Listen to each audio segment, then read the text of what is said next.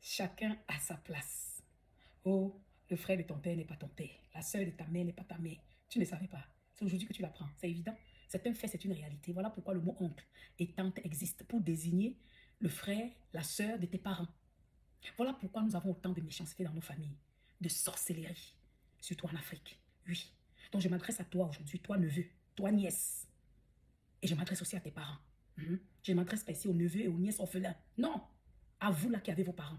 Vous avez souvent l'habitude de vous asseoir, vous faites des réunions secrètes pour pouvoir diffamer, pour pouvoir calomnier vos oncles et tantes, pour pouvoir vous comparer à leurs enfants. Et tout cela est actisé par vos parents, surtout les mères principalement, actisé par elles, ventilé. Oh, voilà mon frère. Il a envoyé ses enfants en Europe, mais vous êtes là. Il vous laisse ici. Voilà mon frère. Il envoie ses enfants dans des internats, mais vous, c'est dans des écoles de la place. Et tout cela, ce venin mortel-là, ce venin d'aigreur, vient faire monter la haine, de sorte que vous êtes toujours aigri. Vous êtes toujours mécontent. Parce que vous vous comparez toujours aux enfants de vos oncles et de vos tantes. Parce que pour vous, ils ont envers vous les mêmes devoirs, les mêmes responsabilités qu'envers leurs enfants. Ah, quand j'étais enceinte, sur 20 examens requis, mon oncle n'a payé que 3 examens. Mais si c'était sa fille à lui, il aurait tout fait. La haine de ça. Oh, ma soeur lave ses enfants. Elle les habille, elle les vêtit. Mais mes enfants à moi, qui sont ses neveux et nièces, elle ne le fait pas.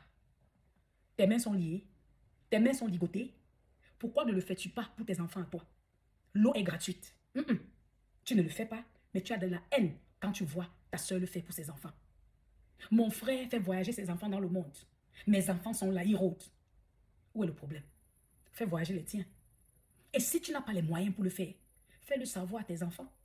Dis-leur de ne pas envier. Le temps de Dieu, c'est le meilleur. Dis-leur. Aujourd'hui, les enfants, vous voyez les enfants qui grandissent avec l'aigreur. Parce qu'on leur a injecté ça dans la tête. Vous êtes étonnés? Vous ne voyez-vous pas qu'aujourd'hui, les gens cachent leurs projets de leur famille? Ils cachent leurs investissements? Ils cachent les projets qu'ils ont pour leurs enfants? Oui. Parce que le frère sait que s'il vient te dire là, qu'il est en train de faire les documents pour que son enfant voyage, au lieu de te réjouir, tu vas plutôt regarder ton enfant à toi. Surtout s'il a déjà fait voyager 1 ou 2. Tu vas dire, mais pourquoi pas mon enfant d'abord? Voilà pourquoi on ne te fait pas savoir. Ta soeur sait que si elle vient t'annoncer qu'elle a mis 30 millions, 50 millions dans un compte d'épargne pour son enfant, au lieu de te réjouir, la haine, d'abord les calculs, tu vas te mettre à calculer, donc elle a 50 millions, je suis là depuis, j'ai des problèmes, ne résout pas, voilà mon enfant. La haine, ça va bouillir dans le cœur. En plus, il y a même des gens qui iront jusqu'à vouloir éliminer le frère ou la soeur en question. C'est pas vrai, c'est moi qui vous apprends ça. Les gens ne sont plus confiants dans leur famille. Pourquoi? Parce qu'on a fait savoir, on a inculqué aux neveux, aux nièces qu'il a les mêmes droits que les enfants dans la maison. Non, c'est une erreur. Je viens vous dire que c'est une erreur, oui. Ton oncle, c'est ton oncle. Ta tante, c'est ta tante. Mais si les deux, aujourd'hui, ils prennent la décision de te prendre toi comme leur enfant, de t'aimer, parce que ce cœur que vous voyez est grand. L'amour ne finit pas, l'amour ne tarit pas. Voilà la raison pour laquelle vous voyez des parents qui ont 10 enfants. Ils les aiment tous. Ils ont 50 petits-enfants. Ils les aiment tous. Parce que chacun est à sa place et personne ne peut prendre la place de l'autre. Si ton oncle aujourd'hui t'aime comme son propre enfant, parce qu'il a de l'amour dans son cœur, gloire à Dieu. Mais je te dis que ça va te rendre reconnaissant. Oui, ça va te rendre humble. Pourquoi? Parce que tu vas toujours te rappeler, te souvenir que voilà, je ne suis pas directement sortie. Voilà des reins de mon oncle. Je ne suis pas directement sortie du sein de ma tante. Mais elle-même, comme son propre enfant qu'elle a engendré. Voilà, elle s'occupe de moi comme de son propre enfant. Je te dis que tu vas rester reconnaissant. Ça sera comme si je ne le mérite pas. Mais elle le fait par amour. Je vous dis que ça consolide les liens. Ça consolide l'amour. Oui, bien aimé.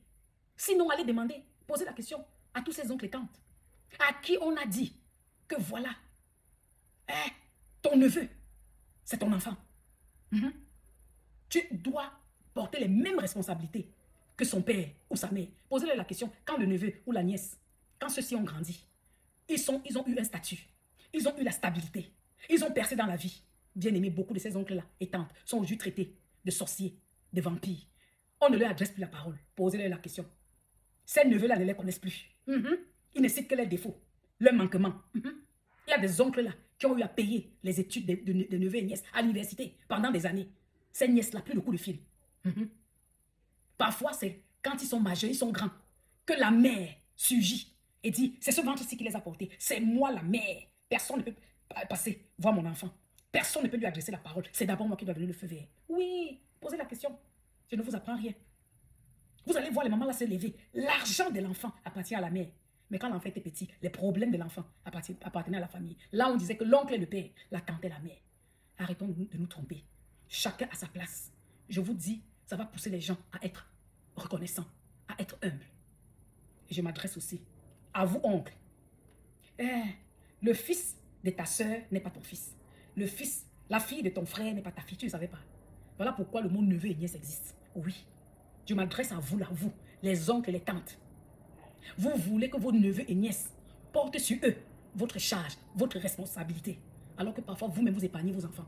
Et à ces oncles-là et ces tantes-là, quand ils s'approchent de leurs neveux et nièces, c'est seulement les problèmes. C'est seulement les plaintes.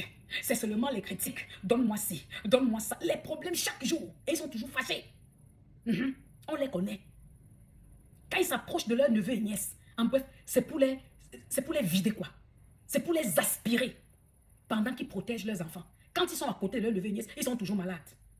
Mais à côté de leurs enfants, même avec toutes les douleurs, ils supportent pour protéger les biens de leurs enfants. Mon neveu, ma nièce, c'est moi l'oncle. Ils doivent porter les charges de toute votre vie. Voilà pourquoi vos neveux et nièces vous fuient. Ils vous fuient. Quand ils veulent voyager, ils ne vous disent pas. C'est vrai. Parce que quand ils se rapprochent de vous, vous êtes toujours colérique, prêt à maudire. Parce que vous avez tous les problèmes. Mais pourtant, quand demain il faut laisser l'héritage, quand vous avez quelque chose à léguer, à donner, c'est à vos enfants, à vous. Posez la question à beaucoup de neveux et nièces. Ils se sont occupés des tantes et des oncles. Ils ont pris comme leurs parents. Mais en fin de compte, on les a mis de côté. Dans les familles. Ils n'ont pas eu part à l'héritage. Écoute, ce n'est pas parce que tu appelles le fils de ta soeur, de ton frère, mon neveu ou ma nièce, que cela diminue l'amour. Non, non, non, non, non, non. L'amour, c'est dans le cœur. Moi, j'ai des nièces et neveux. C'est pas pour autant que je veux je vais effacer leurs parents pour prendre le devant. Non, non, non, non. Je prends ma place de tante. Pourtant, je les aime de tout mon cœur. Voilà. Par mon comportement, ces enfants-là verront que j'ai de l'amour pour eux. Et si dans leur cœur, ils décidaient de me prendre comme maman, j'en serais reconnaissante à vie. Bien sûr, parce que je serais consciente qu'en fait, ces enfants ne sont pas sortis directement de mon sein. Ces enfants-là ont leurs parents, leurs géniteurs. Mais pourtant, ils m'accordent une place spéciale. Donc, peu importe ce qu'ils vont faire, peu importe le geste, je serai reconnaissante. Oui. Et je vais finir en disant que c'est la raison pour laquelle beaucoup viennent à Dieu avec arrogance, avec orgueil. Jésus a dit donner à César ce qui est à César et à Dieu ce qui est à Dieu.